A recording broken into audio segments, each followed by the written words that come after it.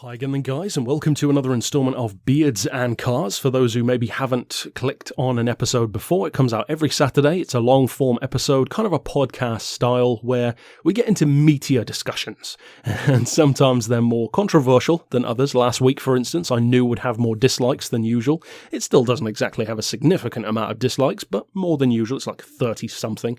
I mean, who cares? Dislikes do absolutely nothing, so let them dislike all they want. It's like a little stress ball for the idiots. And it was funny to see how many people went on the video, clearly didn't watch even a second of it, disliked it, went down to the comments and just put, "Oh, stop being so ungrateful, it's free, nee." And those people aren't around anymore because I banned them from the channel. Because if that's the way that you contribute to us, by not watching the content and then commenting a dumbass comment about it, then you don't deserve a place here anyway. So that actually worked quite nicely to cull some of the morons from this community.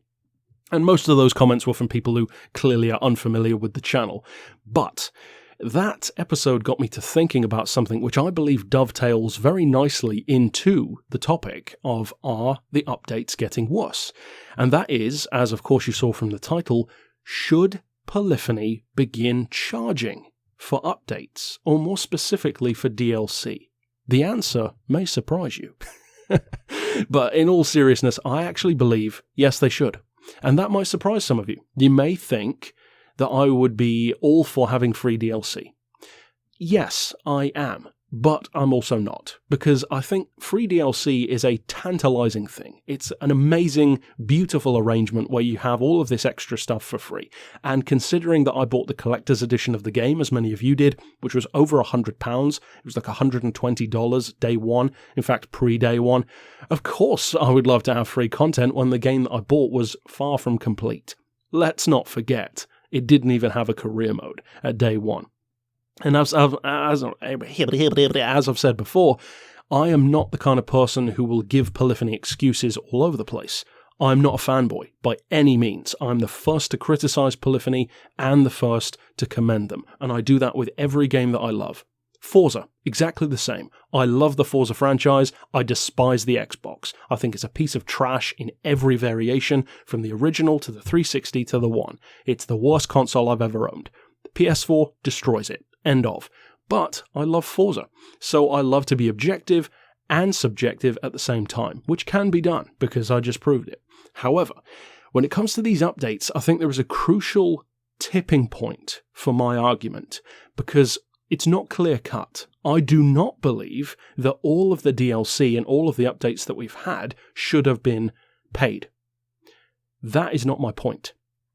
Because when GT Sport first came out, and it was not a completed game, and forget anyone who tells you otherwise, it was not a complete game, it did not have a career mode, there was next to no vehicles compared to previous Gran Turismo titles, there was like literally 1/10 of the cars, if not less. Many tracks were just gone. So, for those initial months, in the crucial sales period for any racing game, the only difference between games is how quickly that sales period drops off. That is the time when free DLC and free updates were in their prime, because you need to keep the consumer in the sweet spot. When they've just paid out a lot of money for a game, do not immediately begin charging them more. So, for those first 3 or 4 months, absolutely keep it free. Now is where the change comes. Because in my opinion, and of course that's all it is, you can of course have a different opinion, and doubtless many people in the comments will, so I'm interested to hear thoughts either way, especially well-formulated thoughts and arguments, but I believe that the past 3 or 4 months and onward, now is the time for paid DLC, because we reached that crucial tipping point where the updates began getting significantly smaller and less consistent. Now is the time when Polyphony could make maximum use of charging for them, because of a number of reasons. I can think of at least 3 or 4. One of them is having more funds helps them to develop Gran Turismo 7, which doubtless they've already started. Having more funding is never going to be a bad thing when it comes to making a new game, especially when the team is so small, like Polyphony is. Number 2, it allows you to have more creative freedom. For the same reason, you have more funds, you can fly the team out to record the car sounds, have more people working on developing different vehicles, and even something as simple as having more funding for licensing cars makes a big difference. But one of the things that actually made me the most open to this idea is the community response. That is the thing that made me say yes in the first place to this idea. Because, think about this. I'm sure that many of you, if not most of you, have played some kind of racing game in the past where there is paid DLC. What did you say about those DLC packs? Chances are, probably nothing at all. You either bought them or you didn't. Because I've said this before and I'll say it again, the best way to make someone, and especially a large group of people, ungrateful for something is to give them it for free. Because the way humans are is just naturally that we value things that we have purchased with our own money more than something that's given to us. And I'm not talking about some heirloom from a relative, I mean just a random person giving you something for free. You do not value it as much as if you bought it yourself. That's just the way people are.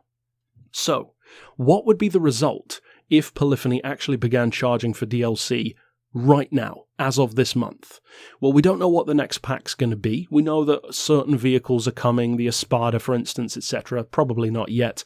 But let's just say that the next pack, and this is by no means a rumour or a confirmation, this is purely theoretical.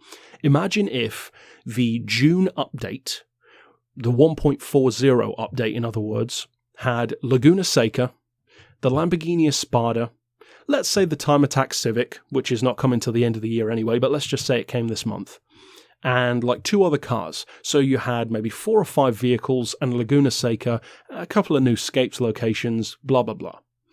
But instead of it being free, it costs $4.99. What would the difference be? Well, the first difference is people would complain, because that's what people do.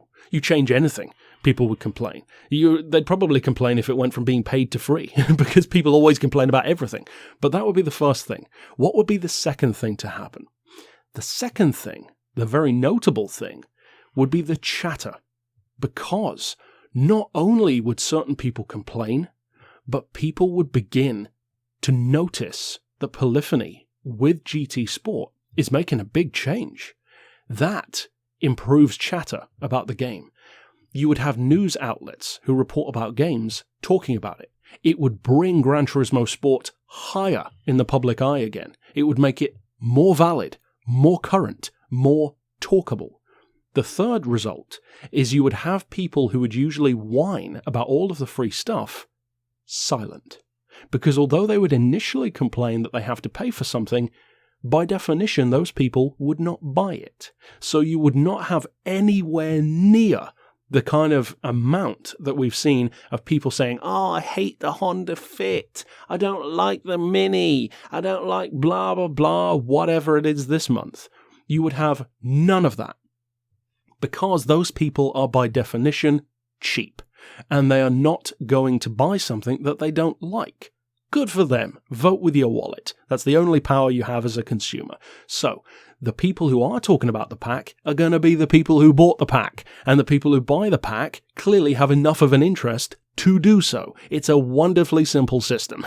So, the result is positive across the board. It gives Polyphony more funds to work with for the next game. It gives them more funds to work with for this game. It gives the quality of the people using the update higher, or it makes it higher.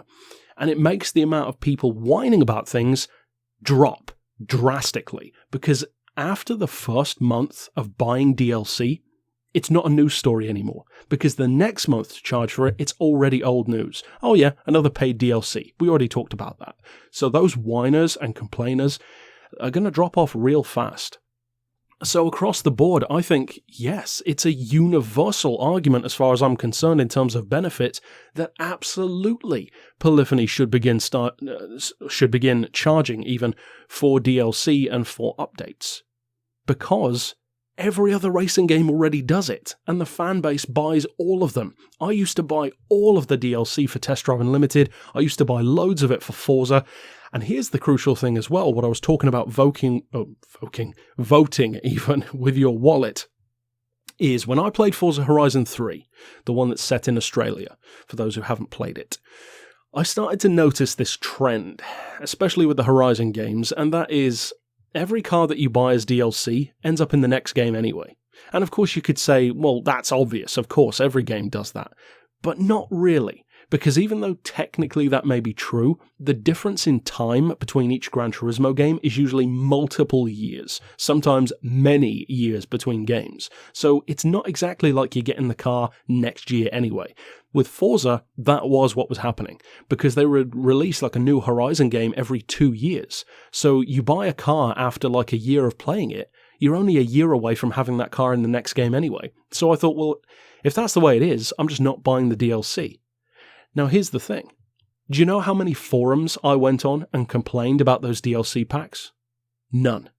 Do you know how many people I saw complaining about those DLC packs? None. On forums, in comments, in messages, in online lobbies, nobody complained about them. You either bought them or you didn't. And there was no discussion to be had. The only discussion was among people who bought it, which cars do you like the most? It would have the exact same effect as it does in Forza, in Project Gotham, in Test Drive Unlimited, in any other game that has paid DLC, because when somebody pays for something, it has this strange effect where they actually feel less entitled. It's a very clever business move, but it's not just about the business. It improves the quality of the discussion about the game. It makes the game more newsworthy and more relevant than it naturally would be at this time. And it allows Polyphony, as I said, to have more funds and more assets, in effect, to work with. So overall, I think across the board, it's a no-brainer as far as I'm concerned.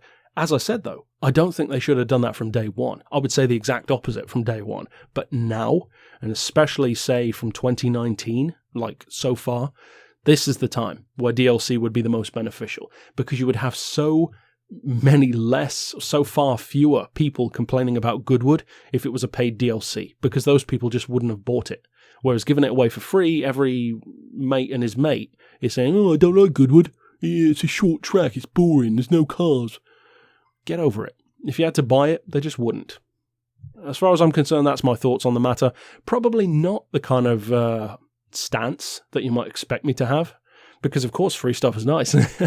But yeah, I think on this occasion, I would actually be probably more supportive of DLC for Gran Turismo Sport than I have been for any other game before, because it has such distinct benefits for the game that Gran Turismo games in the past didn't really need, because people never complained about how many cars there were in Gran Turismo. It was never an issue. This is the first game where it has been an issue. So overall, that's it for my thoughts. Of course, I'd love to hear yours down below, and of course there can be absolutely valid thoughts on either side. There are merits to free stuff, of course. So, of course, slap your thoughts down below, and until next week, I'll see you then. But for now, as always, thanks for watching.